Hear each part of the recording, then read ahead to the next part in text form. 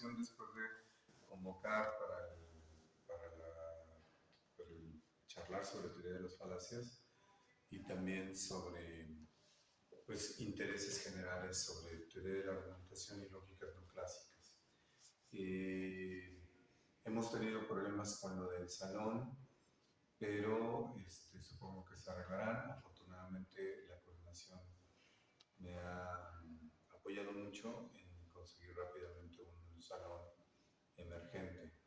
Entonces, pues bueno, pues ahora estamos en la sala de videoconferencias y pues logramos acá poner el pizarrón, espero que se note. Lo que yo quería hacer el día de hoy es justamente pues repetir un poco la información que habíamos visto, aunque más sinópticamente, y primero la primera sesión, cuando me encontré con un par de estudiantes, y también pues recuperar todo lo que hemos visto también por parte del seminario que habíamos hecho en la facultad con algunos otros estudiantes, y no solo de la UNAM, sino de otra universidad, de la Autónoma de la Ciudad, sobre el tema de teoría de la argumentación y lógicas no clásicas. Espero que se escuche. Pero no hay nadie que pueda decirnos eso. Bueno, veremos cómo se graba el sonido en esta ocasión. Y si no, ¿tú estás grabando, Caballero? Perfecto, entonces si no vemos la grabación de Caballero y ya o me traigo un micrófono o veo cómo consigo algo que lo solucione. Hay les voy a platicar de 4 campos de investigación que abordan la argumentación, ¿no? Entonces uno podría decir que son como las ciencias de la argumentación contemporánea. Por una parte nosotros tenemos la lógica formal, por otra parte tenemos la lógica informal. También podemos considerar el pensamiento crítico y también la teoría de la argumentación. Son esos 4. No sé si se ve. Parece que no tengo espacio suficiente en la computadora, entonces no se va a grabar, pero estamos grabándolo gracias a Caballero, que está haciéndolo desde su celular. Entonces pues lo vamos a hacer de ese modo. Tenemos cuatro áreas que estudian la argumentación. Voy a hablar de cada una de ellas. La lógica formal nace justamente como una teoría de la demostración, como una teoría de la argumentación, con Aristóteles, y ha continuado en esta misma tónica a lo largo de los siglos. Hay, como ustedes saben, una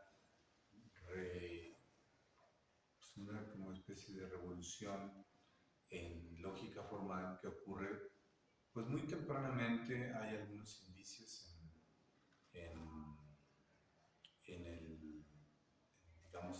entre los mismos griegos, pero esta revolución yo diría que se puede ubicar en el siglo XIX.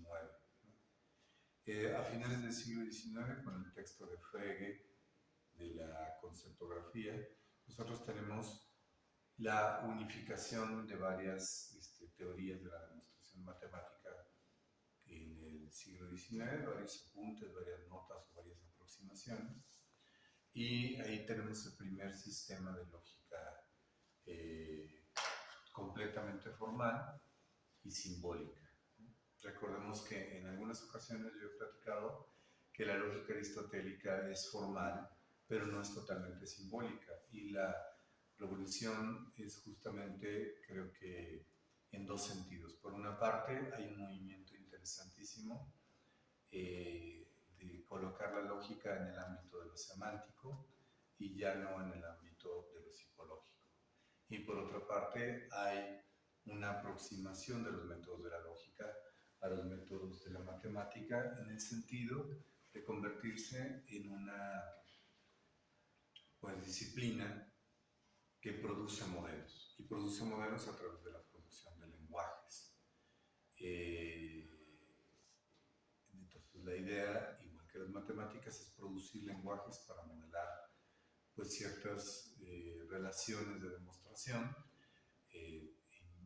implicadas en la matemática principalmente para el siglo XIX. La lógica, creo yo, que nace como una teoría de la demostración de la matemática. Y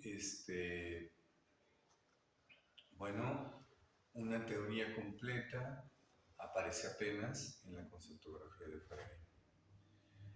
Luego ya platicamos alguna vez, quizá, que también pues la primera versión del sistema lógico de Frege tiene algunos problemas, sobre todo notados a la hora de la aplicación de este sistema en la fundamentación de las matemáticas. Bertrand Russell detecta una paradoja importante en esta aplicación, y la nueva versión de la lógica producida ahora con un lenguaje diferente, el lenguaje de Peano, pues ocurre ya entrado el siglo XX, en el texto de Russell y Whitehead, que se llama Principia Mathematica. Bueno, estamos hablando de la primera década del siglo XX. Ahí la lógica formal todavía está centrada en la noción de deducción y en la noción de bivalencia y otras características generales de la relación de inferencia, que ustedes pueden ver en las clases de lógica 1 y lógica 2, ¿no? Es la versión más simple de una teoría sobre la argumentación, ¿no? Muy bien. Pero muy rápidamente, en la segunda década del siglo XX, pues lo que ocurre es que hay algunas necesidades de representación para otra clase de problemas que no ha atendido, que no se pueden capturar directamente con el lenguaje de la lógica formal de ese momento, que ahora llamamos lógica clásica, que es lo que consideramos como lógica de primer orden. A veces añadimos a esto de lógica de primer orden identidad y funciones, y la manera en que nosotros lo vemos en un curso de lógica elemental es tener primero cálculo proposicional y luego cálculo cuantificacional, usualmente puesto en 2 semestres, ¿no? Bueno, muy bien. Lo interesante es que ya para la segunda década del siglo XX nosotros tenemos incursiones en complementaciones de la lógica que ahora llamamos clásica. Por ejemplo, está el caso de Lewis, que explora la noción de necesidad en el lenguaje objeto de los sistemas lógicos, que da lugar a las lógicas modales. Y por otra parte también está Lukasiewicz, que explora valores que son con valores puestos en conjuntos de más de 2, entonces podemos tener como conjuntos de 3 valores, trivalencia entonces, conjuntos de 4, tetravalencia, y así sucesivamente. Entonces esta exploración de Lukasiewicz tiene que ver con la noción de indeterminismo, de lo indeterminado, y la exploración de Lewis con la noción de necesidad o la de posibilidad, tratando de que se pueda expresar en el lenguaje objeto.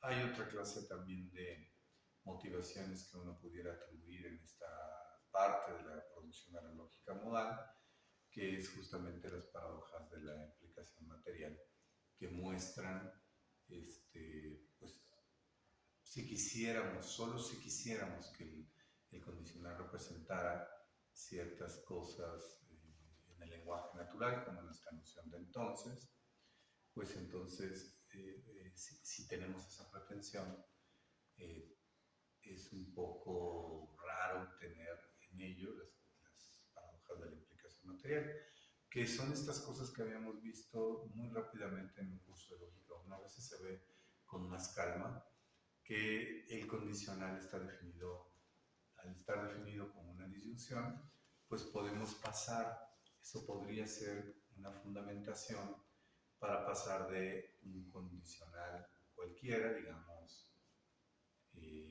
no, de una verdad cualquiera, por ejemplo P, a que algo lo implique, Q entonces P, o sea, de P podemos pasar a Q entonces P, o de la fórmula, digamos, no P, podemos pasar a P entonces Q.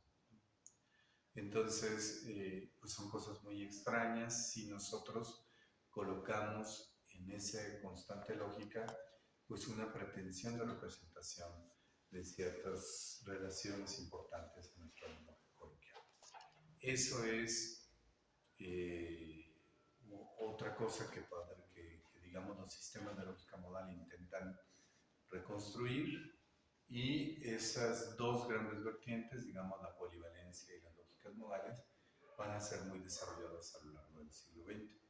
Hay otras incursiones que también podemos llamar lógicas no clásicas. El caso, después, en la segunda década, en la tercera década del siglo XX, pero lo importante es que hay como dos formas básicas que uno puede notar aparte de, digamos, transformaciones de la lógica clásica. Por una parte, podemos extender la lógica clásica poniendo más constantes lógicas, otros símbolos diferentes que representarían cosas nuevas, pero de alguna manera intentando mantener la lógica clásica dentro de esos nuevos sistemas. Eso significa tener extensiones de la lógica, si usamos la clasificación de Susan Haack, que quizá podamos ver después, como he dicho en otros cursos, que tiene algunos problemas para representar algunas de las lógicas nuevas que existen y que se produjeron en la segunda mitad del siglo XX. Y otras no son extensiones, sino son cosas que pierden teoremas de la lógica clásica. O sea, no mantiene toda la lógica clásica, sino que pierde algunas cosas y gana otras cosas. A esas lógicas, Susan Haack les llamaría lógicas divergentes, desviaciones de la lógica. Y pues todo el siglo XX se puede ver como un desarrollo de la lógica que va hacia las lógicas no clásicas, por el lado de las extensiones, tanto como por el lado de las divergencias. Muy bien, entonces todo esto explora nuevas formas de argumento que pueden incluso analizarse con más de los valores, o argumentaciones que también implican no deducción, es decir, una fuerza no tan grande como la noción de validez que está en el núcleo de la teoría lógica clásica. Eso es apenas lógica formal, y tenemos toda la parte posterior desarrollada en la segunda mitad del siglo XX, que son lógicas verdaderamente radicales en términos de tener principios de racionalidad diferentes, en algunos casos muy diferentes, respecto de la lógica que ahora llamamos lógica clásica. Bueno, ahí tenemos una beta de herramientas interesantes, formales, para el análisis de la argumentación. Hay algunas que circunscribirían la lógica a la relación de inferencia, y hay otros que pensarían que quizá, bueno, o por lo menos es posible pensar también que hay algunos sistemas que representarían cosas que no son relaciones de inferencia, que componen a los argumentos y que de todos modos son parte del estudio disciplinar desarrollado por la lógica formal. Ahí tenemos varias cosas interesantes que podrían analizarse. Ahora, para 1900, digamos, para los años 70, hay otro desarrollo interesante a través del estudio de las falacias, ¿no? Hay un texto muy importante que es el de Hamblin, que no sé cómo poner aquí para ver si se ve, no sé si se está viendo bien ahí en el video, pero ese es un texto clásico que renueva los estudios de las falacias y que está relacionado con este asunto de la lógica informal. Durante mucho tiempo se estudiaron las falacias como pues, formas prácticas de analizar el discurso argumentativo, y hay varias clasificaciones de las falacias y hay toda una historia interesante que se puede uno, que puede uno remontarla hasta Aristóteles, por supuesto, pero también hay una renovación de todas estas eh, formas de argumentación que aparecen en los discursos argumentativos, que son falacias. También en el siglo XVIII, por ejemplo, hay algunas propuestas de nuevas categorías. Y bueno, también hay una gran tradición de considerar esto como en la parte de la retórica y no en el estudio de la lógica precisamente. Y una de las aportaciones de este estudio de Hamblin es que deja ver la importancia del contexto en la identificación de las falacias y en la evaluación de las falacias. Entonces, esto genera una serie de discusiones alrededor de la noción de falacia, y de alguna manera como que hay una explosión de discusiones sobre qué sería una falacia de tal tipo en las clasificaciones obtenidas a lo largo de la historia y qué sería un caso que deja de ser falacia y que en algún sentido también produce un argumento, aunque de cierto tipo diferente. Y bueno, también eso va produciendo una repercusión también, creo yo, sobre la noción de argumento, ¿no? Es decir, se está como reconsiderando qué noción de argumento sería adecuada para aplicarla a contextos reales, en discursos argumentativos reales. En algún momento a esto se le llama lógica informal y hay una revista también, el Journal of Informal Logic, que es testigo de discusiones interesantísimas sobre falacias particulares. Y todo esto va generando una sensación de que la evaluación de los argumentos en discursos reales pues tiene que tener otros contenidos interesantes más allá del análisis formal. Se incluyen entonces análisis del contenido, por ejemplo, de ciertas condiciones epistémicas de las premisas o ciertas condiciones de diálogo en los discursos, o incluso ciertas nociones meramente semánticas que podrían estar influyendo en la valoración de un argumento. Y esto produce en algunas de las corrientes que ahora llamamos lógica informal, pues condiciones de evaluación que de alguna manera expanden las condiciones de evaluación propuestas en lógica formal.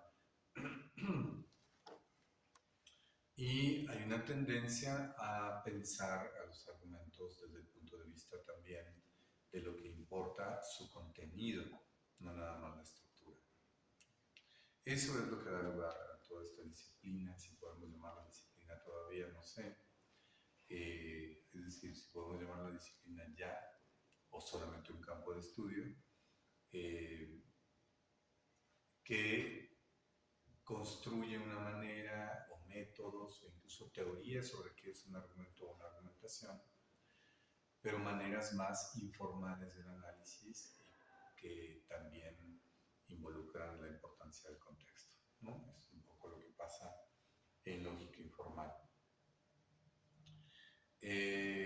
Más o menos por la misma época, por los años 70, surge también una corriente que llamamos ahora pensamiento crítico, critical thinking, y que no debe confundirse con la teoría crítica latinoamericana que viene, bueno, que normalmente, digamos, en exploraciones y teorizaciones latinoamericanas se le llama pensamiento crítico, pero que se le llama originalmente teoría crítica, y de eso estamos hablando de pues teoría social, filosófica o filosofía social, muy crítica de raigambre marxista, pero muy interesante también, que suele dividirse en dos partes, digamos la primera teoría, escuela de teoría crítica como Horkheimer, Adorno, por ejemplo, y la segunda escuela con Habermas o Apple, por ejemplo, ¿no? Son tradiciones muy críticas respecto de lo que pasa socialmente, de las estructuras y los supuestos de equidad y de económicos y de relaciones sociales entre las personas de las comunidades, pero también entre comunidades y países, etc. Eso es la teoría crítica. Pero lo que ocurre en los años 70 más bien no es esto, y a lo que se le llamó critical thinking, es más bien una tendencia a producir métodos de incorporación de los resultados de lógica formal en contextos reales. O sea, cómo entrenamos a la gente para que use los resultados y las técnicas de la lógica formal para que enfrente situaciones argumentativas en contextos reales. Es una cosa bien diferente, pero que también trasciende el análisis del discurso argumentativo y, y va hacia las actitudes y hacia los valores del pensador crítico, digámoslo así, ¿no? Bueno, un par de teóricos sobre ellos son Paul y Elder, y, y bueno, la idea es producir técnicas de desarrollo de habilidades para enfrentar situaciones desde un pensamiento crítico usando la lógica formal. No había dicho algunos nombres de la lógica informal, sí los dije de la lógica formal, y también lo acabo de mencionar del pensamiento crítico. Me regreso un poquito. En la lógica informal podemos distinguir dos grandes vertientes, una más formalista que la otra. La menos formalista es la que puede verse como representada por Johnson por una parte y por Blair por otra parte. Vamos a ver si lo podemos anotar aquí. Aquí está, digamos, la corriente de Johnson y por otra parte Blair, que trabajan juntos en muchos artículos, y por otra parte Woods y, vamos a salir de ahí, que quiero poner, y Walton, que también trabajan algunos artículos juntos. Y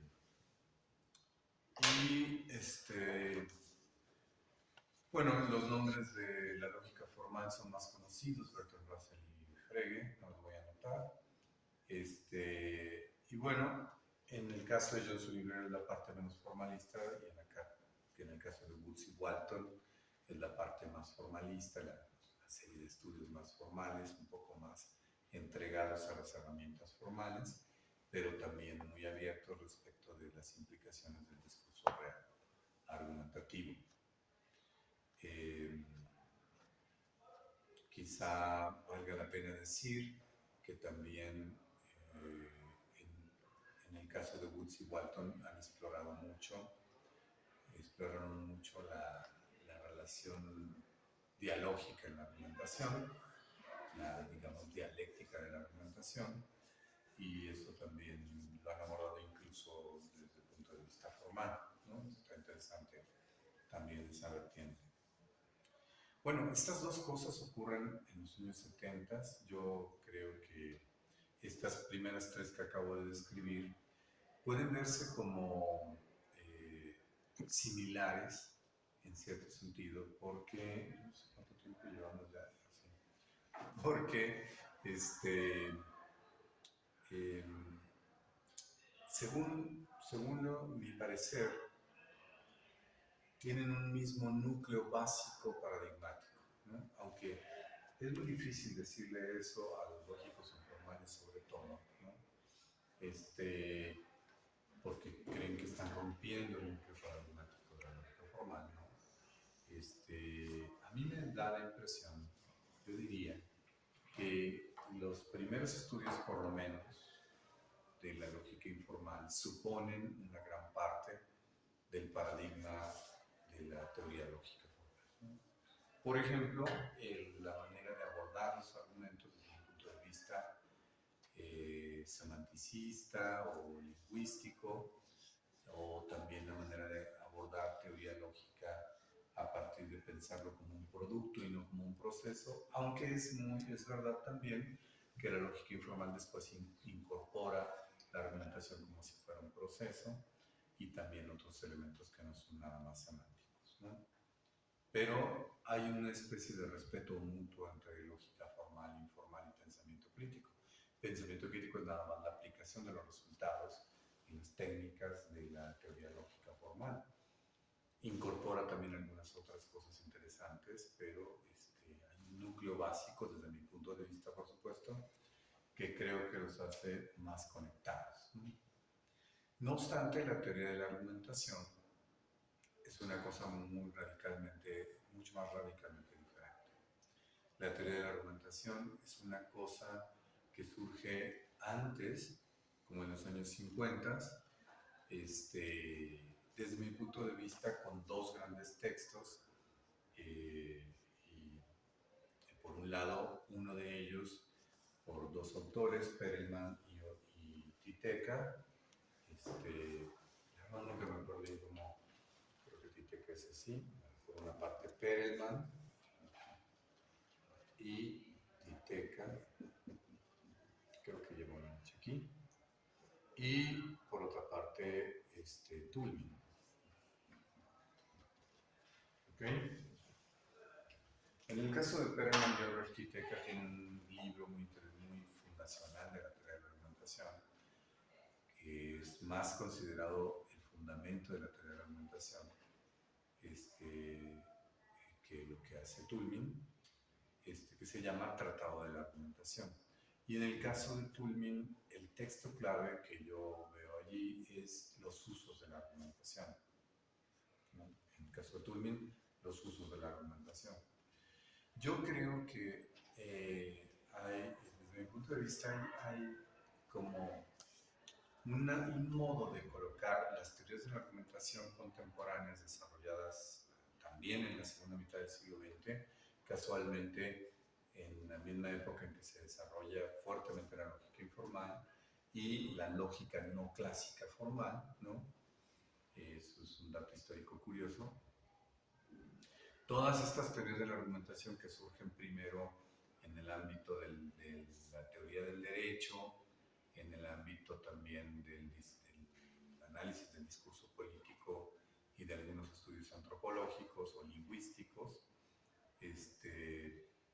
son teorías que le deben mucho o bien a la perspectiva de Perelman o bien a la perspectiva de Toulmin, ¿no?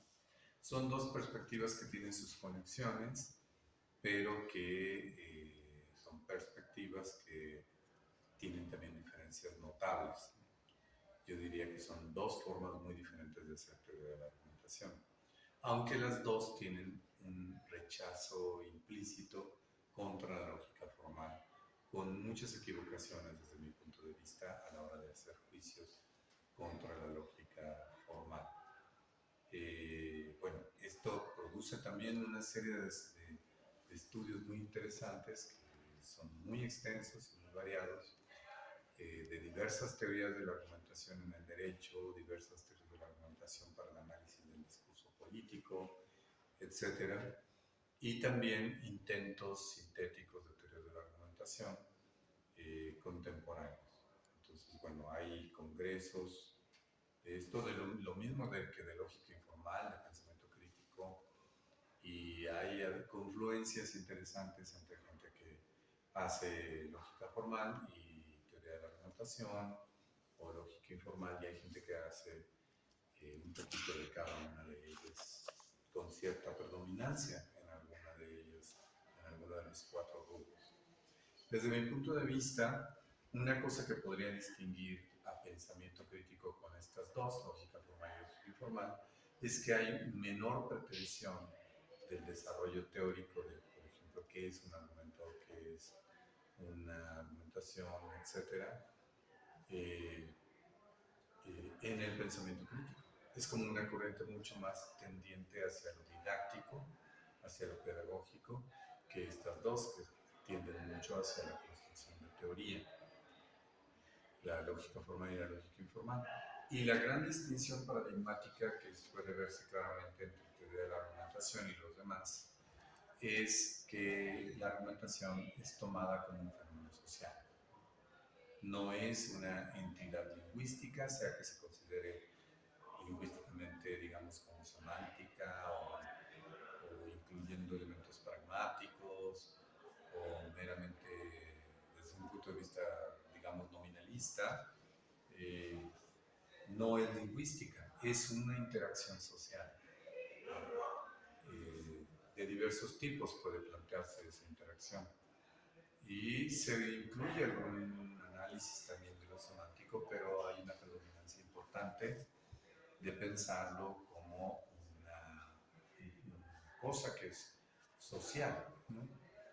Eso es la teoría de la argumentación y proporciona varias cosas interesantes para el estudio formal, informal y el pensamiento crítico también. Igual que yo creo que podría aportar mucho también que se hicieran estudios de teoría de la argumentación que incorporaran cosas de lógica formal, lógica informal o pensamiento crítico, ¿no? Entonces, tengo la impresión, como le había dicho también a otros de los estudiantes que han estado en el grupo del seminario de teoría de la argumentación y lógicas no clásicas y que han llevado ponencias también en la Academia Mexicana de Lógica, por ejemplo, pues de que deberíamos tener como un núcleo importante de investigación que intentara conectar las cuatro áreas para el estudio de la argumentación. No necesariamente en todo, ni hallar la gran teoría sintética y unificadora, pero sí en pequeños trabajos muy puntuales donde hallemos pues, lugares de conexión para resolver problemas concretos, en la teoría o en la aplicación del análisis del discurso argumentativo en general. Entonces, ese es el contexto general del seminario, que ya he expuesto en otras ocasiones, pero creo que nunca lo había grabado. Tal vez en algún diplomado que di, un módulo del diplomado de lógica y argumentación que se da en el Instituto de Investigaciones Filosóficas, quedó grabado algo así, o en alguna ponencia, pero no en clase, no en este seminario. Entonces, bueno, de eso se trata. Vamos a cortar y, bueno, nada más digo que hay que buscar un punto en común para poder vernos, porque algunas de las personas tenían algunos ligeros problemas de horario y tendríamos que ver si hallamos un punto de intersección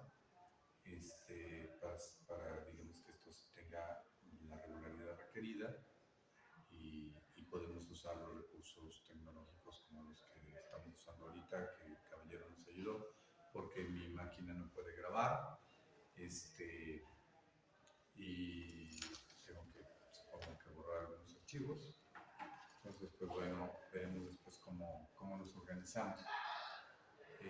Ahí podemos cortar, creo, caballero. Muchas gracias.